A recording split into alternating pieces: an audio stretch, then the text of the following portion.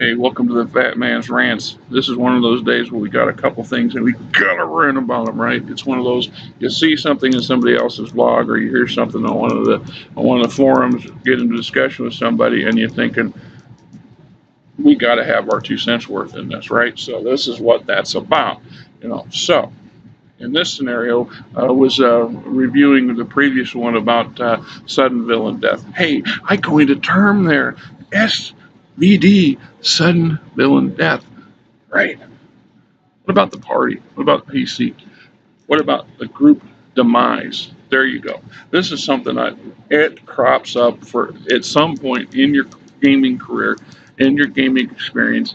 You will either craft a scenario that's so lethal or so challenging that it manages to obliterate, deplete the entire player character cater all in one go, or in individual scenario, individual death, but bang, bang, bang, bang.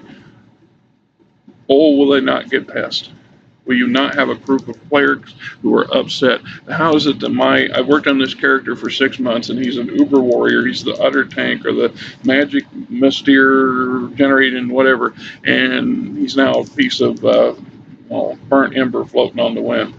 One of those scenarios where I just dropped the atomic dragon in the middle of the bedroom and wiped everybody out in their sleep kind of scenarios. As a GM, do you do that on purpose? Did you assassinate your own player character group?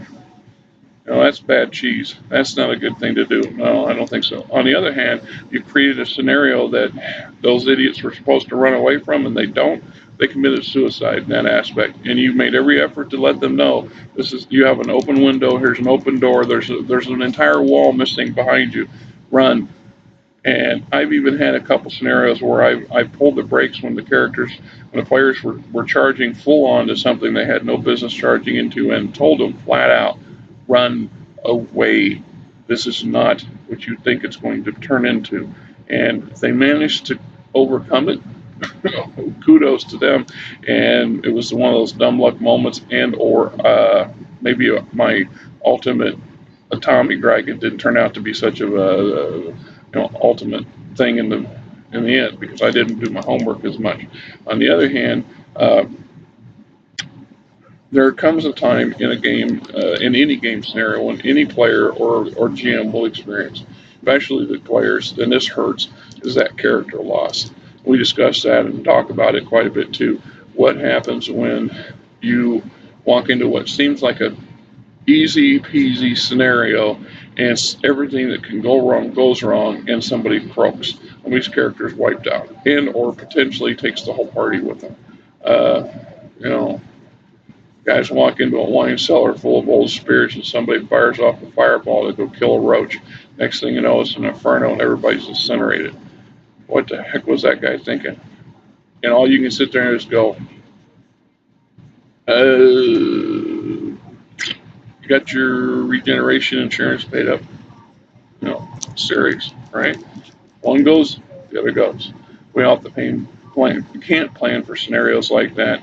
Uh, that's one of the reasons I think early on that guys like Gygax and Greenwood and the following, the fellows that help get this wonderful genre experience rolling, come up with the get out of death free card, the resurrection in the bottle or the cleric spell that basically brings you back from the dead.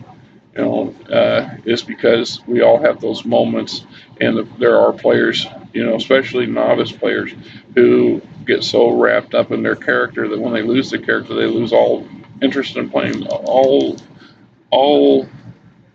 hope is lost, and they get so upset or you know twisted that they think somehow you potentially assassinated their character because of whatever reason.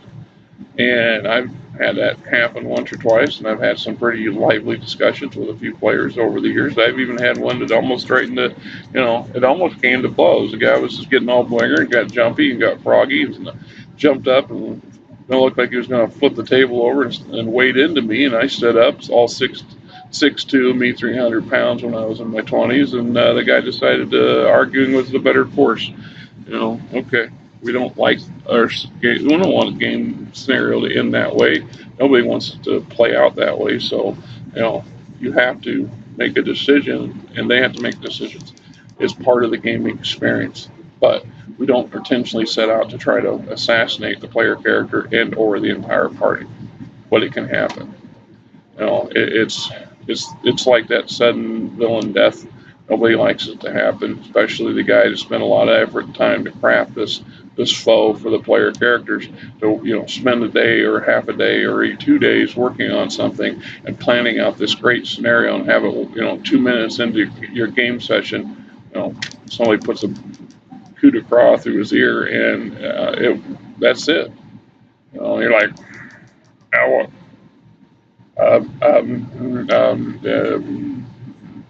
You know, that's where your veteran GM and your modest GM separates. That's a big point of separation. At this point, you learn to fire from the hip, ad lib as you go. Otherwise, you're going to call the game for the day and say, I have to go back to the drawing board because blah. And all your guys, all your friends, all those players that came in from into town and drove over or whatever, was planning to sacrifice a portion of their day or their weekly agenda. Especially when we're older people with families and jobs, and that time is precious. It's valuable, so you don't want to waste it. That's something. Hey, that's actually something to be good for a blog right there, right?